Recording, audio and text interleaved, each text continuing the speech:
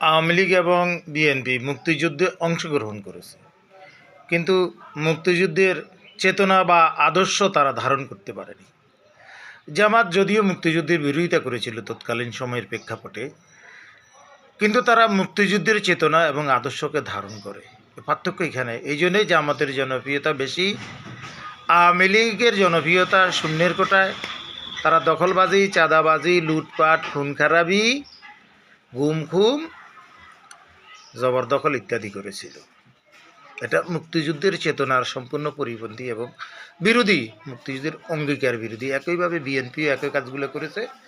দুর্নীতিতে পাঁচবার চ্যাম্পিয়ন হয়েছে তাদের 15 বছরের ক্ষমতার সময়ে।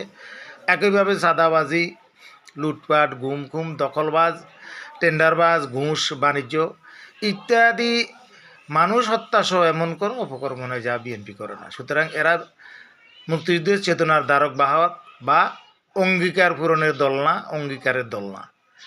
পক্ষান্তরে মুক্তিযুদ্ধের বিরুদ্ধে যদিও তখনকার সময় ছিল 71, কিন্তু জামাত মুক্তিযুদ্ধের অঙ্গীকার এবং চেতনা ধারণ করে।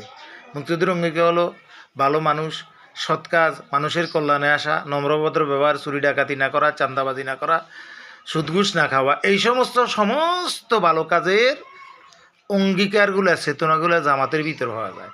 জামাত মুক্তিযুদ্ধের অঙ্গীকার আর চেতনা ধারণ করে।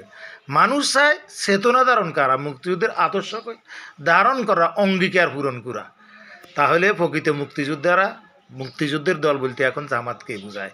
আর ওরা হইতেছে আওয়ামী লীগ এবং বিএনপি। এরা অঙ্গীকার আর চেতনা যেহেতু ধারণ করে না, বিপরীত আদর্শ গ্রহণ করে, লুটপাট, অন্যায় অপকর্ম করে, মুক্তিযুদ্ধ বিরোধী কর্মকাণ্ড করে। সুতরাং এই দুইটা দলে মুক্তিযুদ্ধ অঙ্গীকার, চেতনা এবং সরাসরি এক কথায় মুক্তিযুদ্ধ বিরোধী অবশক্তি। সুতরাং আগামীতে সৎলোক, বালক লোক, চেতনাবাজ, মুক্তিযুদ্ধের চেতনাবাজ, অঙ্গীকারবাজ দল জামাত বা দাড়িপাল্লায় ভোট দিবেন।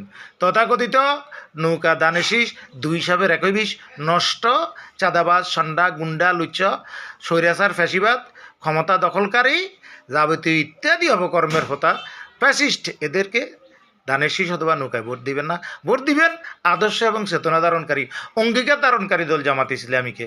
আসসালামু আলাইকুম।